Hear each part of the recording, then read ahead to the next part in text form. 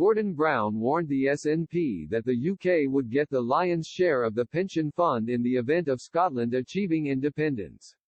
Scottish Labour is looking for another leader after Richard Leonard resigned just 4 months before May's Holyrood election.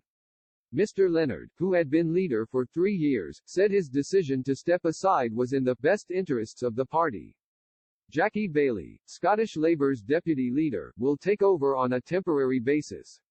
She warned the party's 23 MSPs that they face the fight of our lives, with some polls predicting Labour's support could drop them into 4th place behind the Scottish Greens.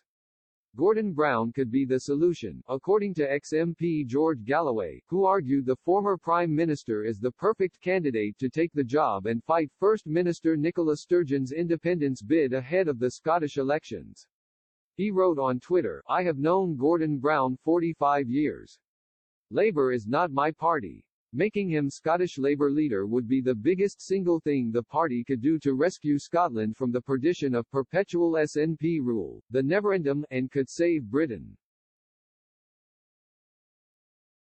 Many social media users were quick to back Mr. Galloway's comments, as they detailed how Mr. Brown could be the SNP's nightmare. One person wrote, "Gordon Brown becoming next Scottish Labour leader would be the SNP's nightmare. For that reason, I would be happy if the rumour is true." Andrew Adonis, Labour member of the House of Lords, also tipped the former Prime Minister to step up to lead Labour in Scotland.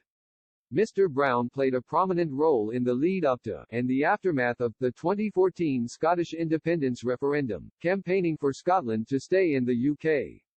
For example, in a keynote speech in Fife, the former Prime Minister brilliantly shed light on the implications of independence on the rest of the UK. He argued that England, Wales and Northern Ireland would benefit in the event of Scotland achieving independence, as the other 3 nations would receive the lion's share of Westminster's pension fund. He claimed pensions were the third of Alex Salmond's real problems after former Chancellor George Osborne ruled out a formal deal to share the pound, and ex-European Commission President José Manuel Barroso said it would be difficult, if not impossible, for a separate Scotland to join the EU. The Scottish Government's White Paper on Independence during the 2014 referendum promised that workers' state pension entitlements would have been honoured and raised the prospect of having a lower retirement age than the UK.